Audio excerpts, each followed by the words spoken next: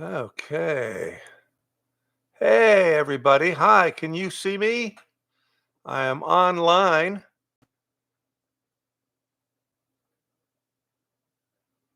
Let's see. Welcome to the chat. Remember to abide by our community standards. I wonder what that means. Hi, Uyuzala. Hey, Rocky707. Okay, here we are. We're live on YouTube, which is amazing because I just was watching John Patrick Lowry's YouTube. Uh, and he got kicked off of YouTube, and so he is scrambling right now. And if you want to go to get an autograph from John Lowry, sniper and administrator, they're extending their scheduled live stream on Facebook Live. So just wanted to let you know that. But my goodness gracious, this is amazing.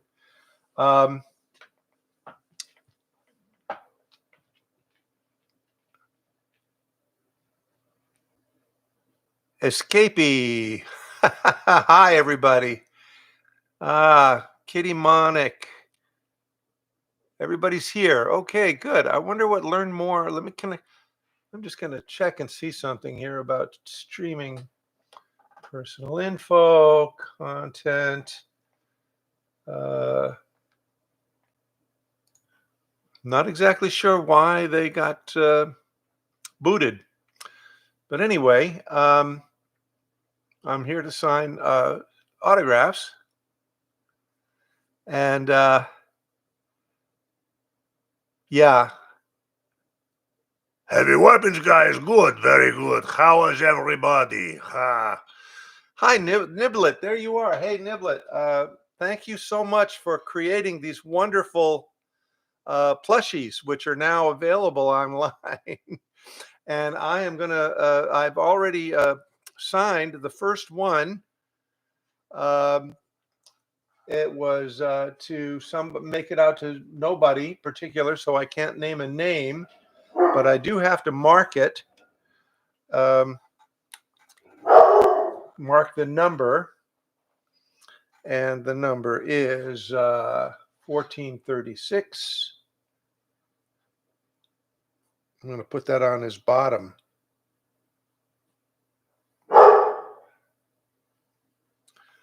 And I'm going to call that one complete on my Streamily page there.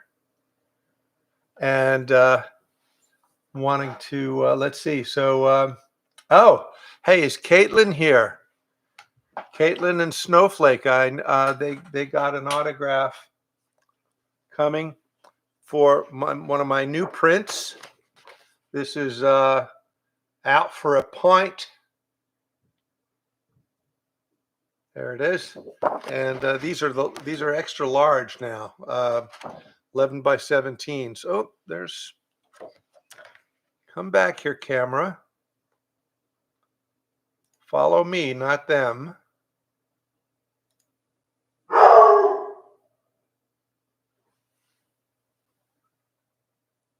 Here I am. I'll just sort of take the tracking off for now. And so anyway, this is for Caitlin and Snowflake. Snowflake is a lamb. And she sent me a little video along with her message, which I thought was very nice. She sounded like she was maybe in New Zealand or someplace. Anyway, 1439. And she says, could Heavy and Demo Man write a friendly message to me and my lamb Snowflake? Heavy is Snowflake's favorite character, and I like Demo Man. Well, that's nice to know. So I'm going to go, Snowflake.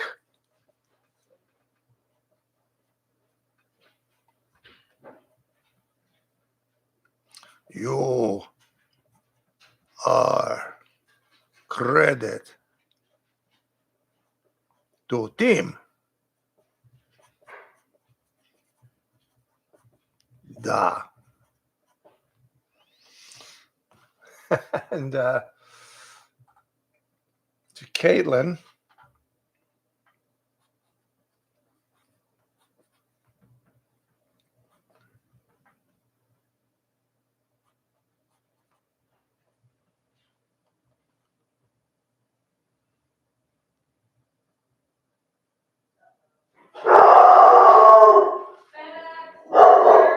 Hey, yes. Guess what?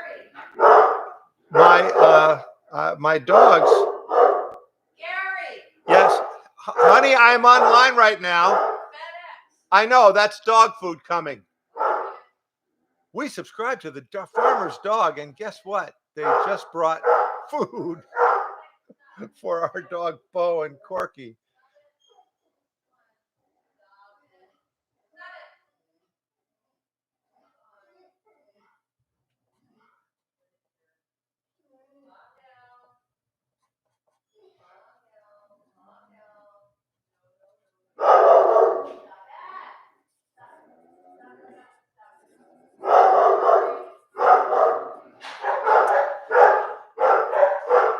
Guess what? The food has arrived.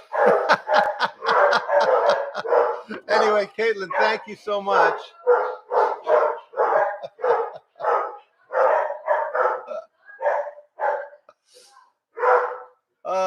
The delivery people love us.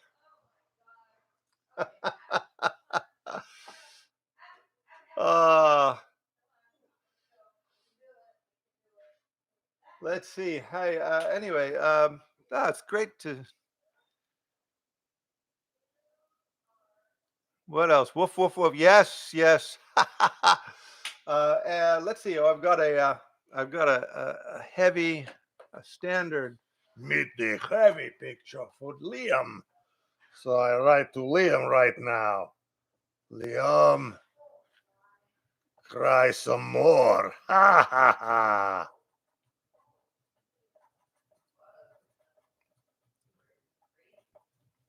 That is number 1445. I got to tell you, everybody, I am blown away by the response to our work in Search for Sandwich.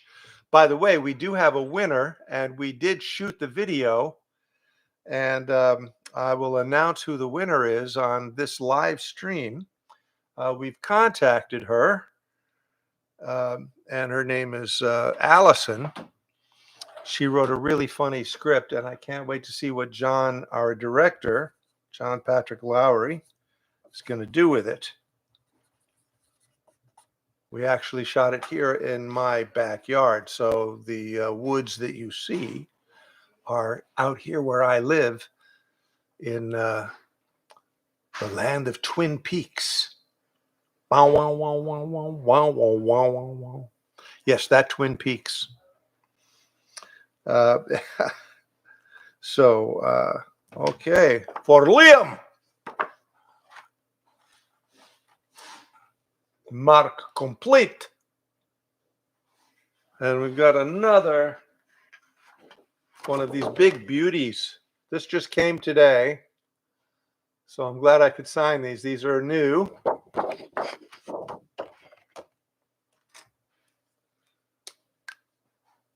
To Ladislav Wairoba. Ladislav. Not Vladislav, but Ladislav. All right, Lad. Oh, you should have gotten a demo then. Then I could have called you Lad.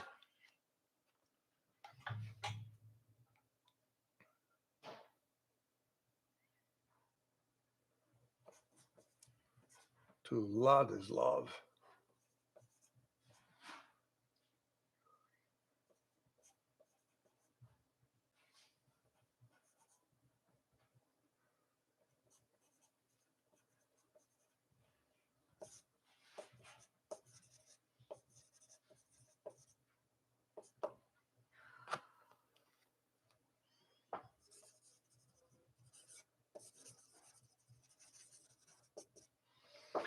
That's what that's going to look like.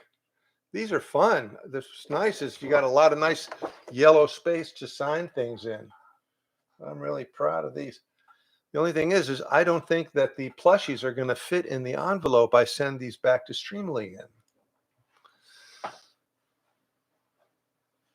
Yes, I know. I'm waiting for I'm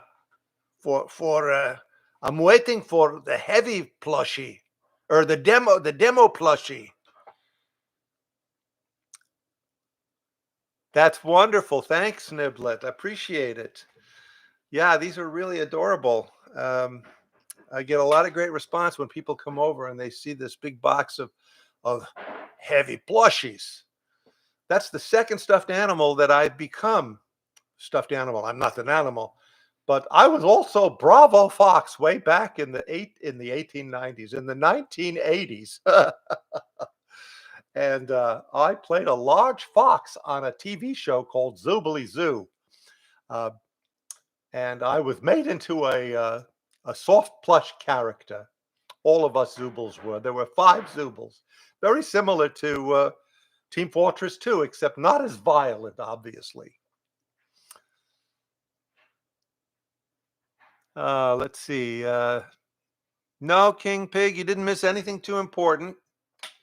Just working away here at the orders for the autographs that I've gotten, and I hope to get some more.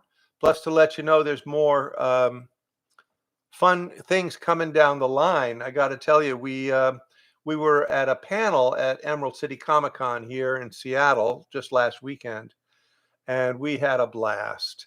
Also, we did a Meet the Mercs event with all of the cosplayers who for Team Fortress 2 who live in this Pacific Northwest area, people who've actually traveled to come to it. And there's video of that online. I think we posted some video. We got some wonderful gifts from them. There's a whole now movement to do a Save TF2. So if you hashtag Save TF2, that's a new hashtag that's going to start circulating on the internet, hopefully on X and Facebook and YouTube. And I'm now on TikTok as well as Instagram. Anyway, let's see. We've got a heavy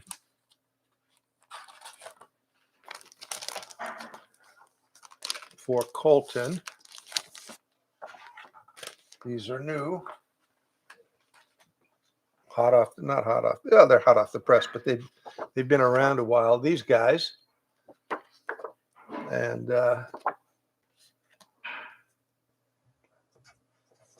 1434. Colton, are you here? Show me if you're here. I don't know your handle or anything. Colton Wilson. Colton Wilson. You make heavy proud.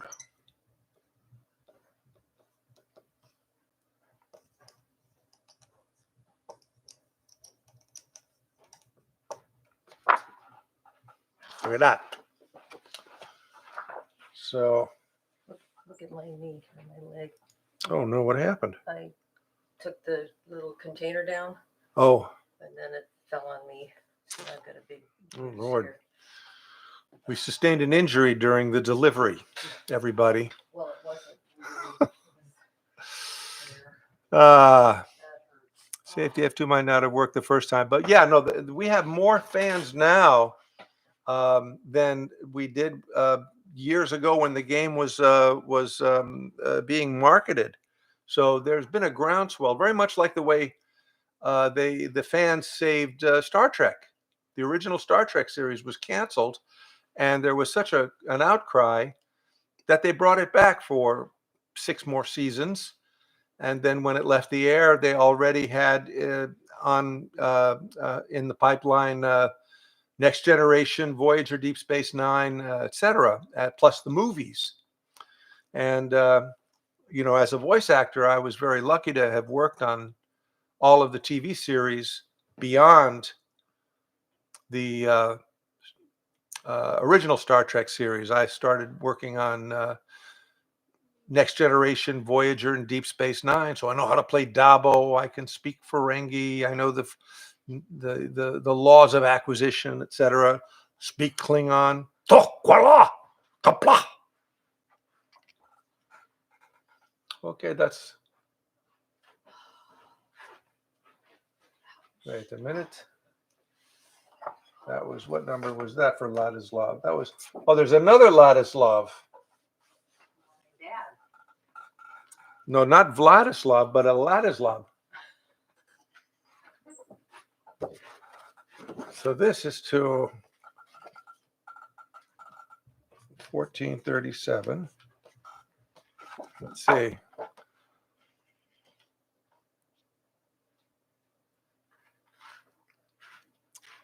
Medic! Medic! Ah! Sometimes I go into Medic's voice. I don't know why. Oh my goodness. Yeah, the search for the sandwich does go on.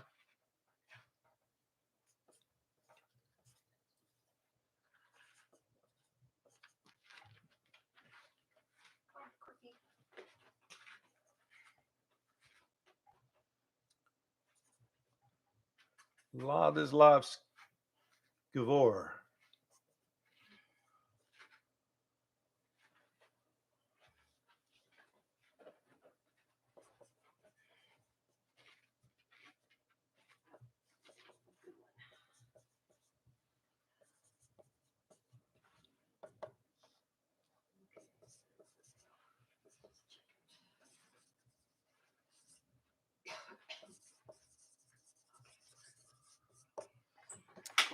There we go.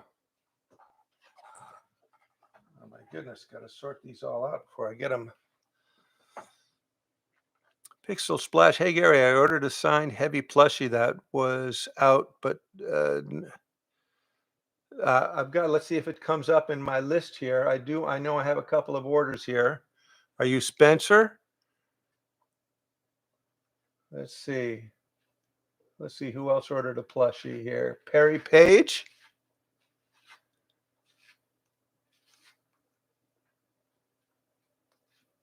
I've got the plushies here ready to go. I ordered the signed heavy plushie that was out to no one but just had your name on it. Oh, that was the one. Okay, yeah, I signed that one for you.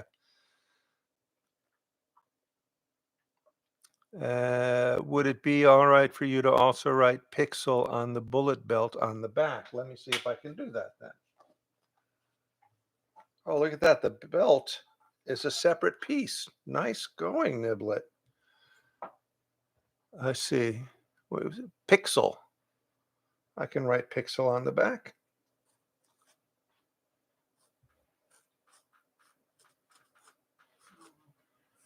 There you go. Pixel is on the back of his belt now.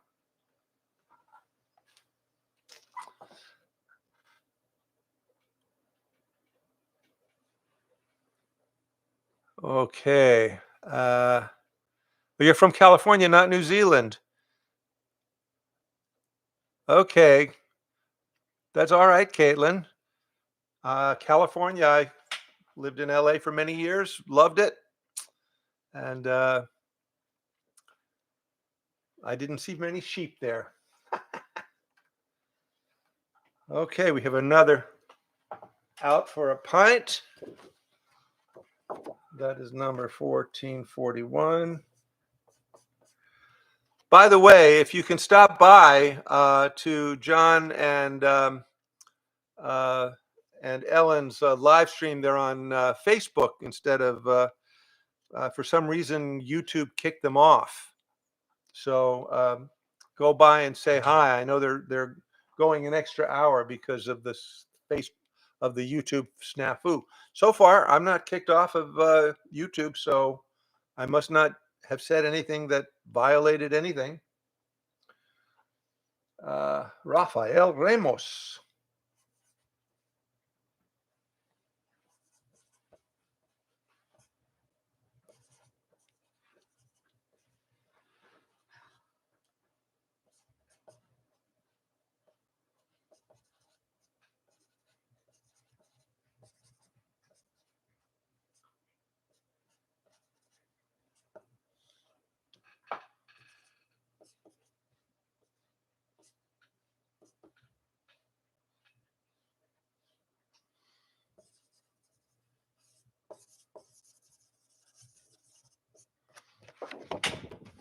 starting to do toasts now. Your favorite toast on an out for a pint. These are big, beautiful prints, 11 by 14s. Okay, mark that one complete. Oh, new plushie to Spencer. Write a motivational, inspirational line from Heavy. Love you, Gary. It's hard to write on plush material. It does kind of spread.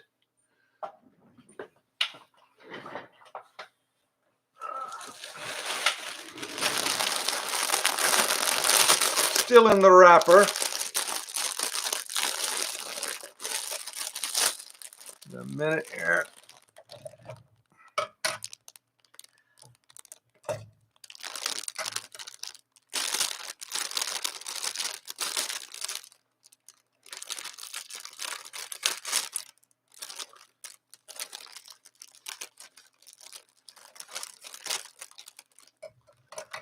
Okay. You're watching me figure out how to open and sign a plushie.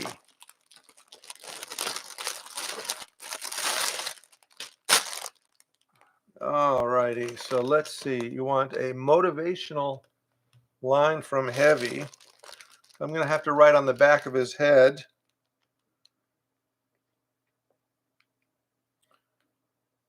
You make Heavy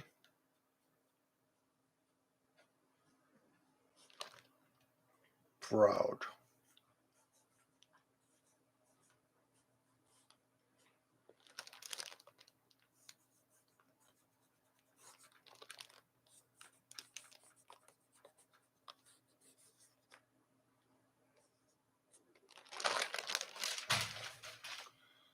That's what that kind of looks like.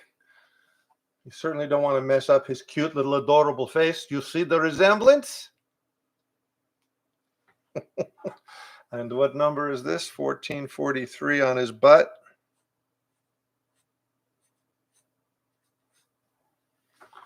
So I have to number these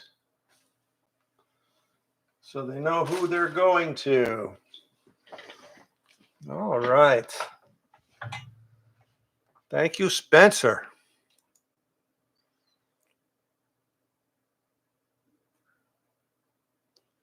Niblet. What is it? What were you saying? Maybe it would be better to sign on there? On where? Oh, no, I've got a demo man finally. To Johnny Norby, just a fan looking to cement my liking of TF2 a bit more. Well, that's an admirable thing.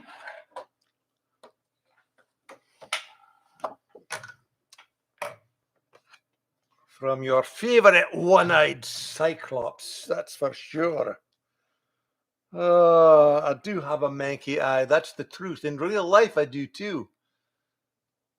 Let's see. 1444, 1444. Okay, to Johnny. Johnny Norby.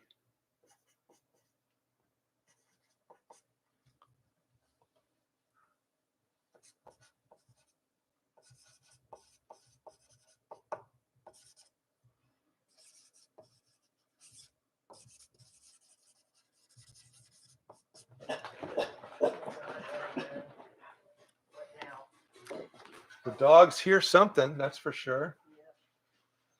Thank you, Johnny. Oh, and you want me to complete this with video. I will have to do that in a bit.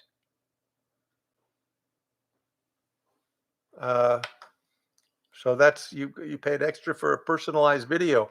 I will do that in a bit.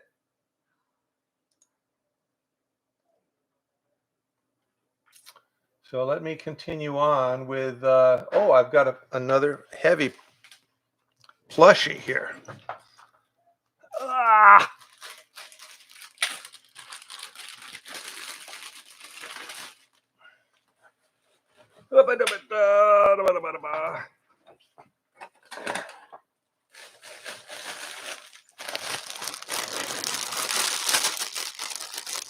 Okay. If these were Ziploc bags, I could put them back after I sign them. But I know the kind of bag you have because I have one of those packaging machines too. They kind of heat seal.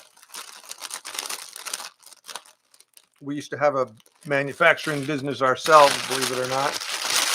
Way back in the 90s, I had my friend and partner, Caleb Chung, who invented the Furby, helped me invent an aromatherapy device called the Ultrascent. And we marketed that for a while until Procter & Gamble bought our patent and it came out as Scent Stories, promoted by Shania Twain. But that was another episode in my life here. So let's see. Heavy plushie to Perry Page.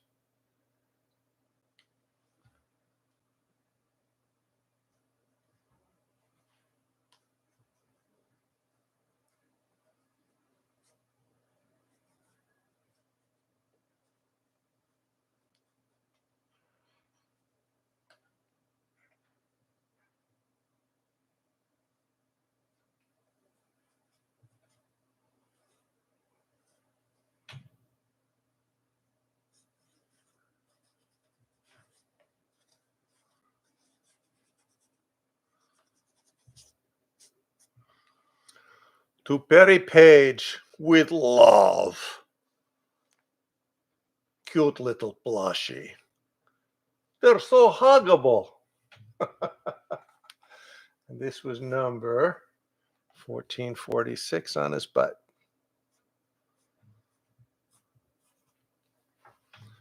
And that's how we do it. I'm getting the hang of this.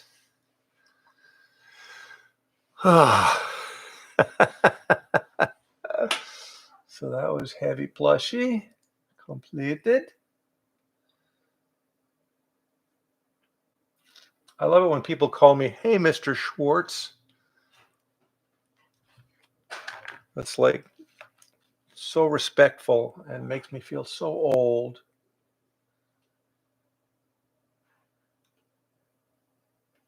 Let's see, that's to Ben, and you want out for a pint?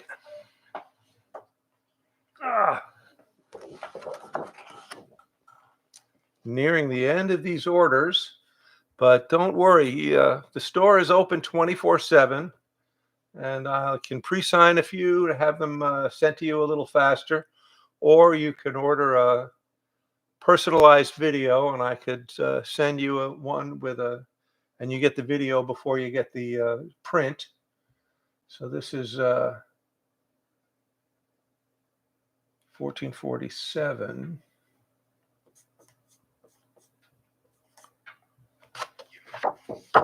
To Ben W. This is a poster.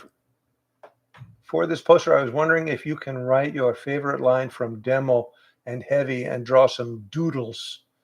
Thank you and have a good day. I can do that.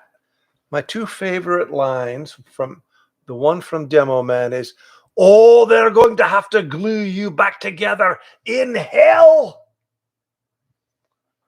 And then the other line is, cry some more. That's my favorite line for Heavy. So Ben W.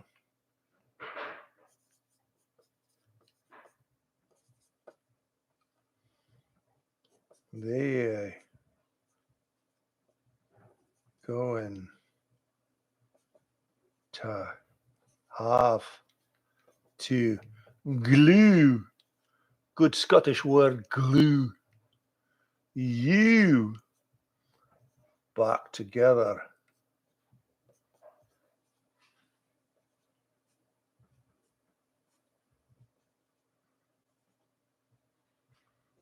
In hell.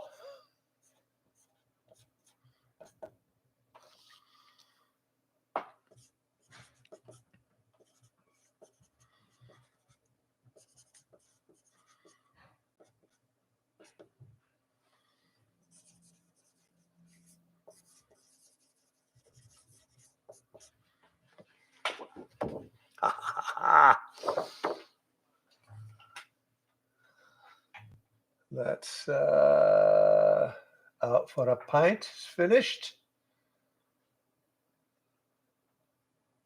You're doing good, lad. This is my second print from you. I'm super excited. And this is Alu.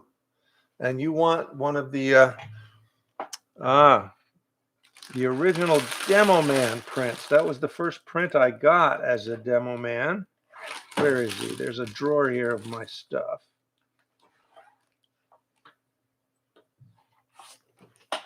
I've got loads of these. And to Alu.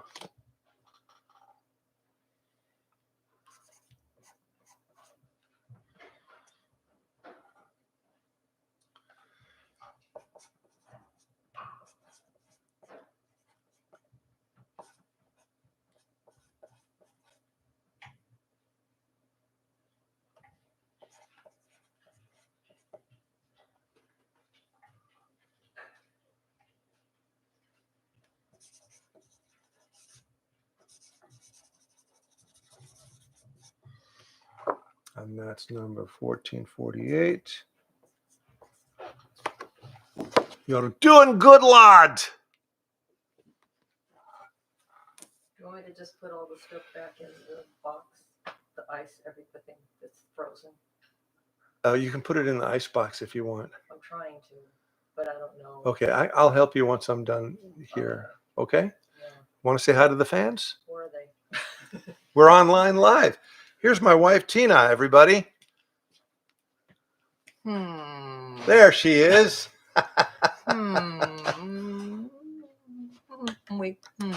Oh, okay, good. We're in love, okay? Watermelon Man says hi, Tina. Hey, Tina! Everybody's saying hello to you. That's great.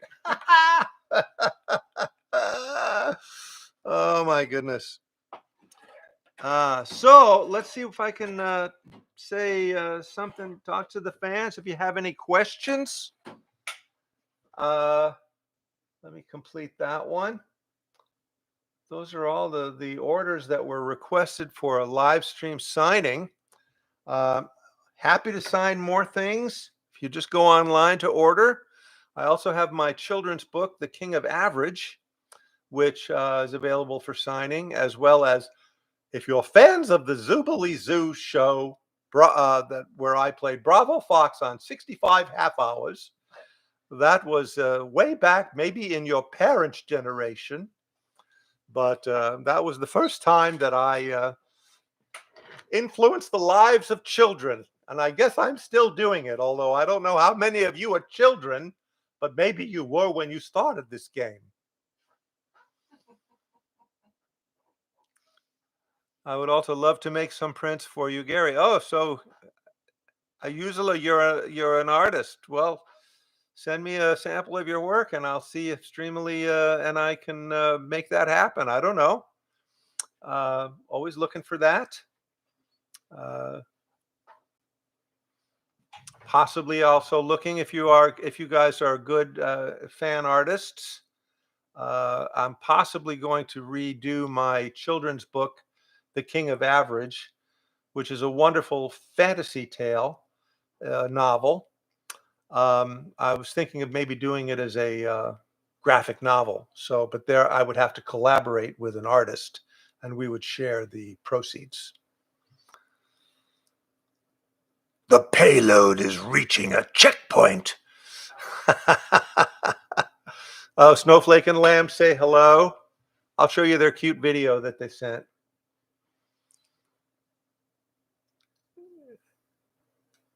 Tina is spy? No, Tina is not spy. Tina is from same country as me. Da.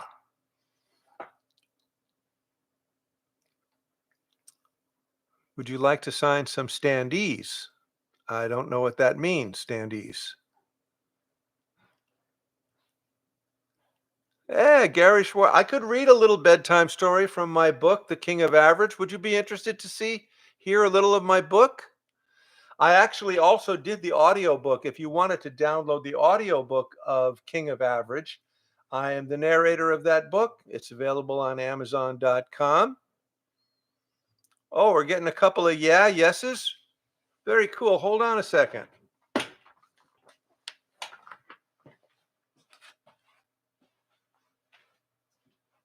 Where is my book?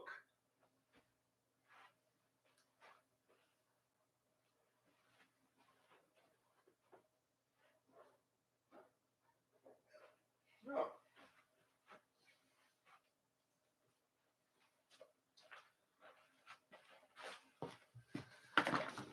Or I could pull it up online and just read it from the screen. But here's an early version of my book. See, here's a map. It's very much like Lord of the Rings. It's a journey that you go on. And I won't give you the opening because it sets up that he's an unloved little boy, which unfortunately several of us were, but that only allows you to become a very interesting person in your later life.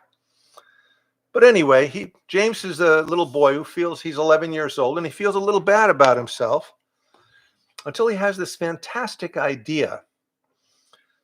So this is called The Great Idea. It's chapter 2 in the book.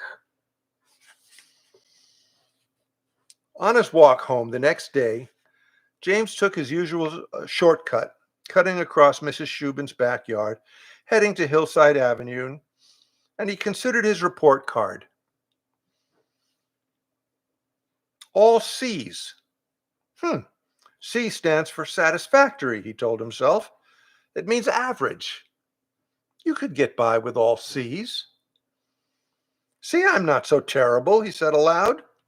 He has an inferiority complex. He feels his mother thinks he's a terrible boy.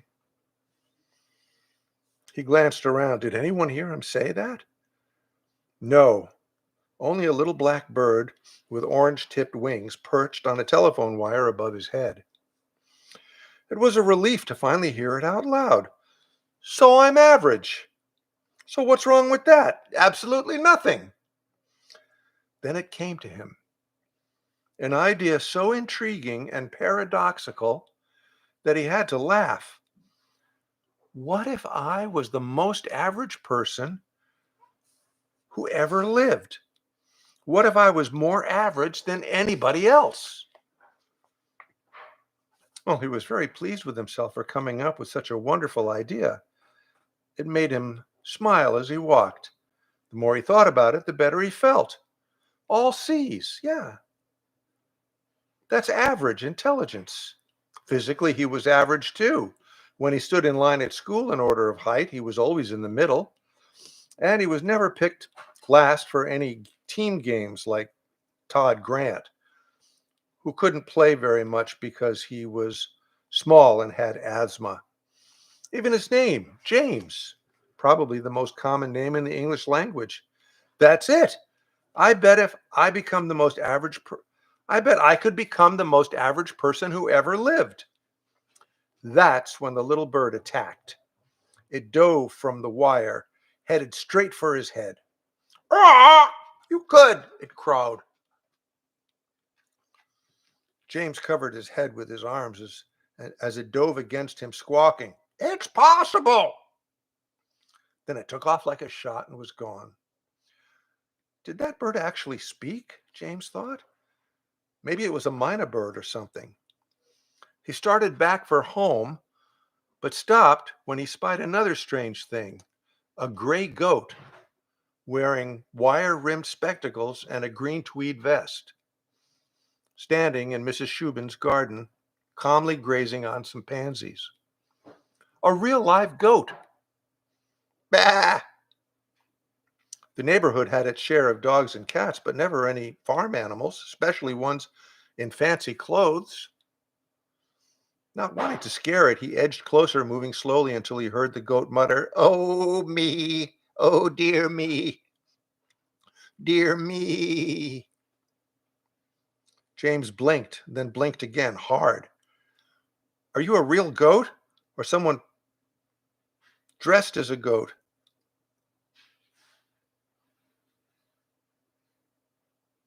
Little goat offered his backside to him. Cautiously, James reached down and patted the goat on its bony rump. You're a real goat, all right. Go ahead, kick me. The goat shook its head, pansy petals flying from his mouth. It's all my fault. We're doomed. Doomed. Bah. It nudged its rump against James's leg. Go on, I can take it. What are you talking about? What's your fault? And how can a goat talk anyway? James scanned the yard. Is someone hiding somewhere doing your voice? Are you a ventriloquist or something? Is this some kind of joke? Hey, who's doing this? The goat looked directly at him. My, suspicious, aren't we? James rubbed his eyes. This can't be real. Oh, but it is, James. It is real, the goat assured him. James couldn't speak. Oh dear, what a fool I am. I am so sorry, so thoughtless of me. Let me introduce myself. I am Mayor Culpa. Mayor Culpa? Mayor of what? James asked, finding his voice at last. It's an honorary title, said the goat. I am the royal mascot of Average. And you, James, are an average boy, am I right? How do you know my name? James stammered, more than a little discombobulated. A little bird told me. Ha ha, very funny. I'm on TV, right? Right? He looked around for a hidden camera. That's it, isn't it? Enough, no more questions. Follow me. The goat took off. James stayed rooted to the spot. Come along. You're really talking. I can't believe it. Believe it, said the goat as it headed toward the well-worn path by the lilac bushes behind the Shubin's house that led to Hillside Avenue. What was a talking goat wearing clothes and spectacles doing in Mrs. Shubin's backyard? Maybe there was a circus or carnival in town, James wondered. James wondered if he might be coming down with some kind of weird virus or had eaten something that made him hallucinate, or maybe he's just going plain nuts. Whatever the reason, he watched the goat disappear into the hedge and bolted after it. And thus begins an adventure in the realm of possibility. Well, children, what do you think of that?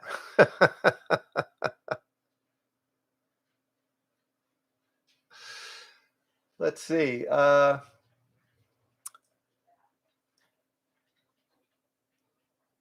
Thank you. Thank you. It is a good read for kids. It's got a lot of puns and adult humor, and it's got a really good message. It's written for a middle grade, 11 to 14-year-old book. Thank you so much. Thank you. Thank you. Yes, that's one to read to Snowflake. It's all about a boy who then wanders into the realm of possibilities to become king of average, but he has to go on a quest to find out what happened to the former king of average, Norman the Unexceptional. And the kingdom of average is ruled by a mediocrity. So there are little puns like that in the book. Yeah, it's a good read, and it's a good practice because there's something like 20 character voices to voice aloud.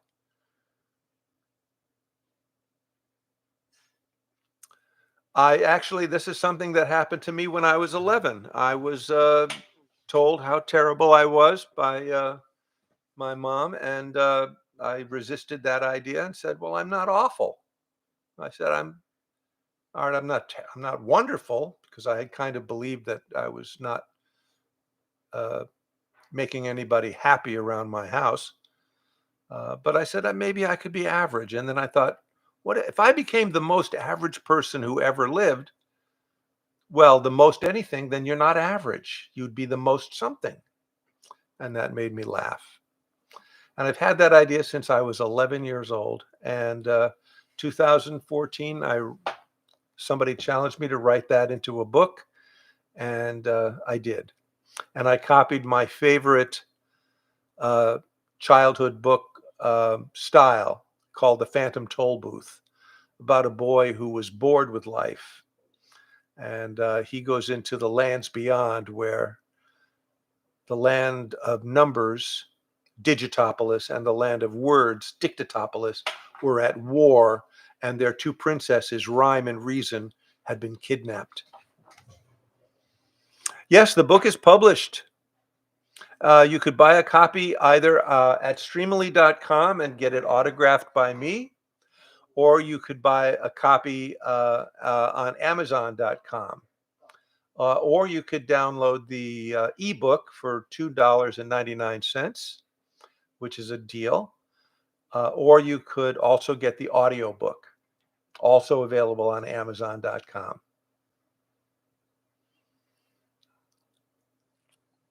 Oh, thanks.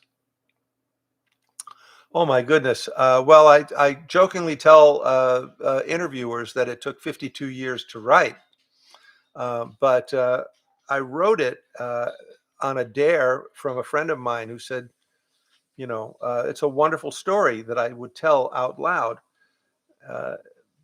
But after I wrote it, he said, just write me 30 pages in 30 days. And not only did I accept the challenge, but I ended up writing 350 pages. But the book was awful. Nobody really enjoyed it. So I put the book away for a few years, the manuscript. And one day I got it back, and then I said, you know what, I'm going to become serious about this. And I hired an editor and a book mentor, a writing mentor. And it took 2 years to rewrite the book into something that has won a lot of awards. I've won the Children's Literary Classics Award. I was listed as one of the best books of 2016 on Kirkus Reviews.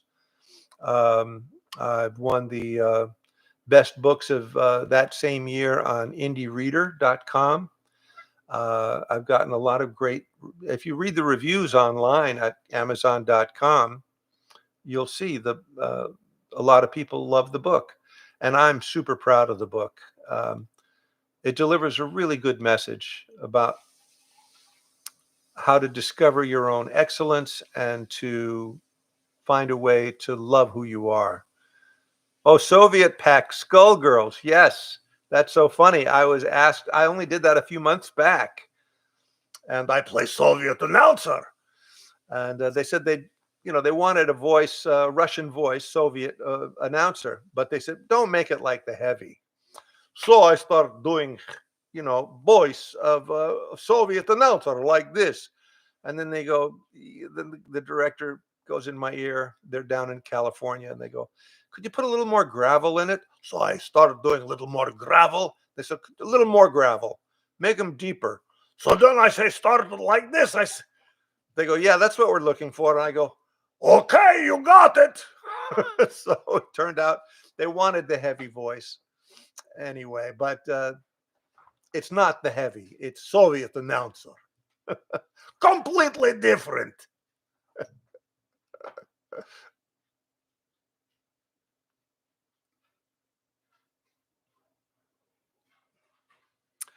Yeah. Writing is a long, long, long process, I'll tell you. But again, very proud of the book.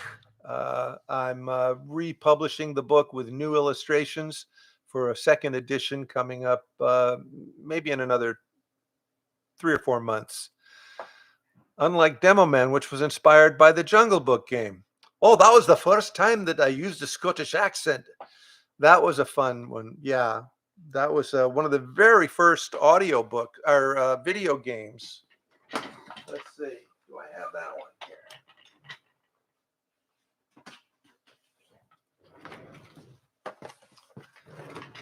This was a video game from the 1990s. The Jungle Book. And this was a puzzle-solving action-adventure game based on the Disney movie. And they wanted a Colonel Ilguam which is Mowgli spelled backwards. And the character breakdown said he has the wit of John Candy, the wisdom of a Gandhi, and the bravery of a Sean Connery. So I went in there and I said, well, I see what you wrote down in the character breakdown. I said, I have all of those three things, but I have the wit of a Gandhi, the the wisdom of Sean Connery, et cetera, et cetera. And they all laughed. And anyway, I got the job. And that was a fun shoot. I got to work with a live chimp, tiger cubs, and we got to work around but never touch an actual live orangutan. There was a sign next to the orangutan that said, I have a 12-foot reach and can rip your face off.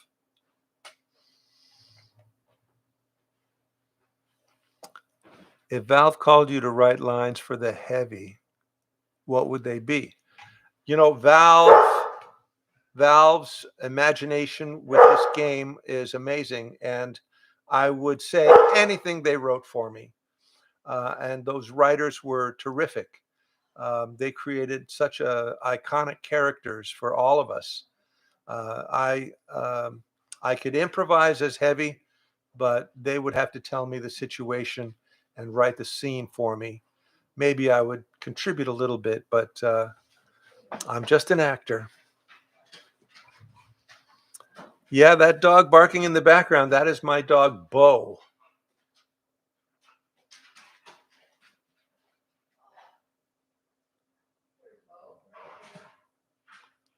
With the Scottish accent that works almost perfect because it sounds so braggadocious in a way.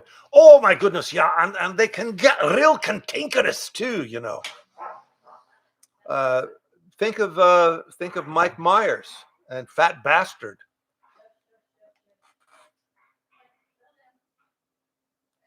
My dog Bo is a Labrador Mastiff mix. You know, do I prefer voice acting or acting in front of an audience? I love both. You know, I founded a theater here in my little town of North Bend back 2003 and ran it until about 2017. And produced and directed and acted in over 200 productions. I was part of a comedy team called Schwartz and Chung. If you look online, you'll see lots of video of me. Or if you go to my website, gary-schwartz.com, you can see video selections of not only me as the heavy, but I did the Super Mario Brothers, 65 episodes of Zoobly Zoo, a show called You and Me Kid for the Disney Channel. That was a children's show. Love working for kids. Oh, thanks, Niblet's mom. I wonder if your mom remembers Zoobly Zoo.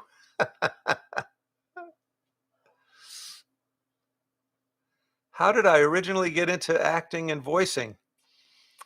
You know, it's very funny. I tell this. This is an actual true thing. Whenever I get asked this on a panel, they say, "How did you become an actor?" And I said, "Well, I started out as a mime. You know." And back in the 1960s, I got my first professional job as a mime in a teenage mime troupe called the Now Teen Mime Troupe, traveling up and down the Hudson River with Pete Seeger, Arlo Guthrie, Don McLean, and all of those folk singers cleaning up the Hudson River, which was very polluted back then. And we were hired to entertain the crowds whenever they would do a folk festival. That was my first job. I was 13 years old. I've always wanted to be an actor, though. And so when I moved to LA as a mime, I started getting work and decided then I would start studying improvisation. And I met my partner in a mime class. I was lucky enough to bump into Viola Spolin, the woman who invented improvisation in America. She became my teacher, my dear friend and mentor, and I teach her work around the world. now. I'm a improv teacher, and I've gone all over the world teaching her method of improvisation. And I was lucky enough to get work as an actor because from 13 to the time I was 26, I was a mime. After 13 years of not talking, I was literally bored with it, and ended up getting fired from jobs because I wanted to talk. So I started to become this very mouthy mime. I was working as a mime on the Queen Mary in Long Beach, California. And we were just supposed to pull ropes and entertain the non-English speaking crowds. But the tour guide would have a microphone and he would go, "You're now on the bow of the ship. This part of the ship was kept off limits to all of Queen Mary's passengers." And they were so bored with their job. So what did I do? I took the microphone and I started doing my Jimmy Stewart impression. Many of you probably don't even know who Jimmy Stewart is. But anyway, I thought, so you're now on the bow of the ship. Well, this part of the ship, you see, was kept off limits to Queen Mary's passengers. So,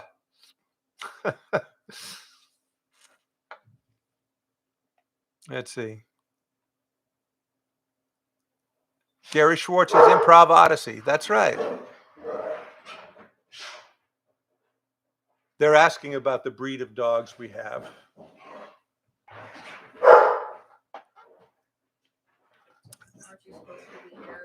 Do you have a favorite vegetable?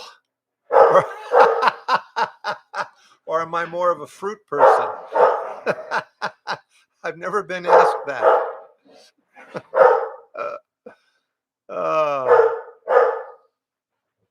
Hey, dogs! Tonight. Yeah, I'm still doing my live stream.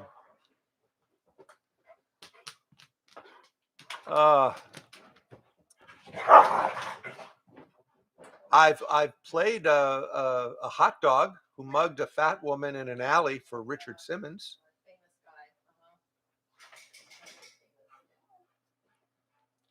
Oh, the pictures behind me? You want to ask about those? Well, let's see. The one right behind me over here, that's my wife, Tina. I met her. She was a belly dancer when I met her. And she danced a belly dance at my teacher's party, Viola Spolin's birthday party. And I was catering that party for Viola, and we met. And we've been married 37 years now. Let's see, what else is behind me there that you see? Well, there's a picture of Viola Spolin right there. And this is a mural of by Viola Spolin's husband. He was a collagist. And then the one right directly above my head, that's me in a cowboy outfit when I was about 9 years old. Let me scoot under that then. Little kid. Let's see. I always had a question. Do you manage to have different accents, whether it's Scottish or Russian? Greetings from Mexico. Hey, Itzel. I taught improv in Mexico City. I had a wonderful time in Mexico. I loved Mexico. We went to the zoo, to the park there. It's a spectacular city. No, there's a lot of different Russian accents. Mine's kind of a generic Russian accent. I worked on a movie called The Russia House with a bunch of real Russian actors, and they all complimented me on the fact that my accent sounded authentic. The Scottish accent is just, I couldn't do a Scottish accent until I actually went to Scotland. And when I first got to Scotland, I could literally not understand a thing they said. It took me about a week, no, maybe a few days, for my ear to get used to the way they spoke. But that's when I picked up the cadence and the rhythm that was very different than Irish, which was the only other accent I could do at the time. But when you go to a country and you can pick up their accent if you have an ear for it. Of all of the countries I visited, which would you say? I visited so many countries. I've had so many wonderful experiences. It's impossible to say. I've been to Chile, um, New Zealand, Australia, Greece. Um, we went to Easter Island and we saw the Moai. Um, where else? Every place I've been has been gorgeous and fantastic.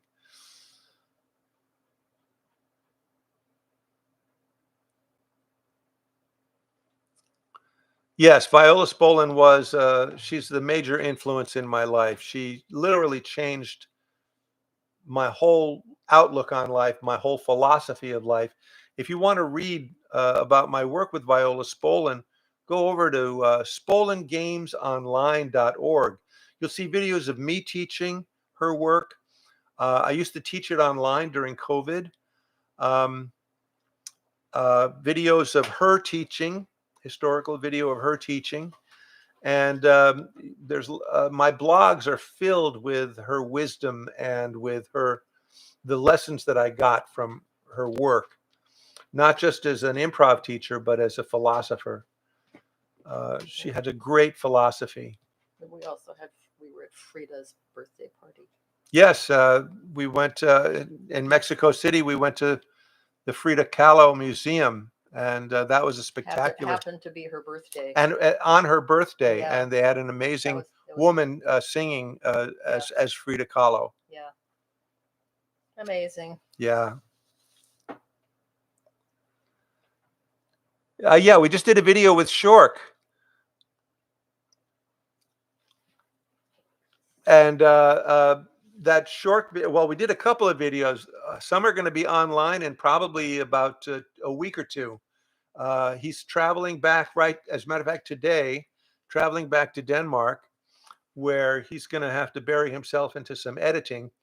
But we shot the next installment of Search for the Sandwich, and he's shooting the Meet the Sniper video as he did me in the Meet the Heavy video. Plus, we shot at a jazz club here in town a video called Sandwich Blues, where all of the Mercs are a blues band. That's going to be pretty funny.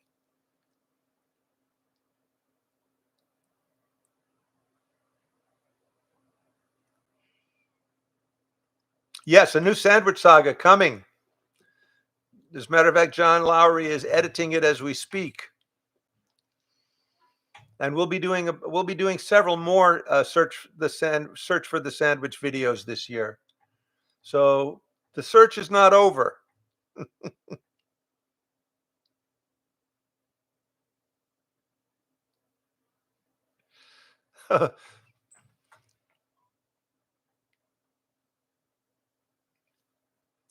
Meet the Heavy made you cry? Oh.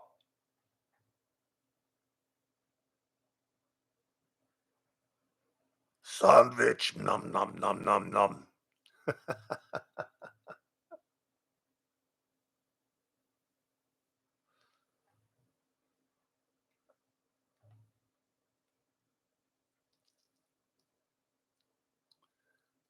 All of the episodes are very short episodes. They're, 90 seconds. They're not very long, but they do advance the plot. And the battle of the breads continues. We're still battling that evil crust with agents from Lunch Meat. Okay, well, thank you very much. Okay.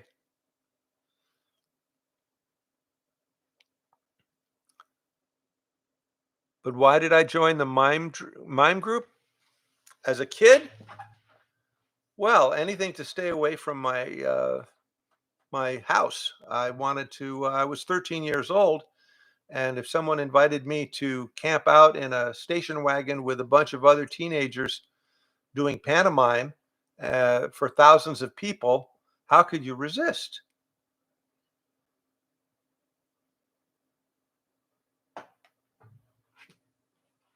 Oh, I'd like to listen to jazz, folk music, pop music, anything that I can follow along the lyrics with.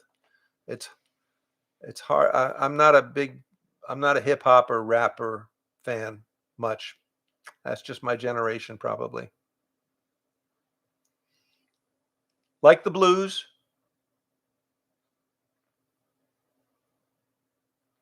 +3,000 hours of Team Fortress. Mazel tov. All right. Hey, folks, this has been great fun. I'm probably going to do another live stream once those videos start hitting the internet. And stuff is for sale. Order your live stream videos or your live stream signings, or just any of any of the products on my store, and maybe stop by Facebook and visit John Lowry as he's conducting his failed live stream with YouTube. I'm not sure why I didn't get kicked off, but I didn't, and this has been great fun.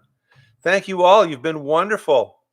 So until next time, we're going to call it a day.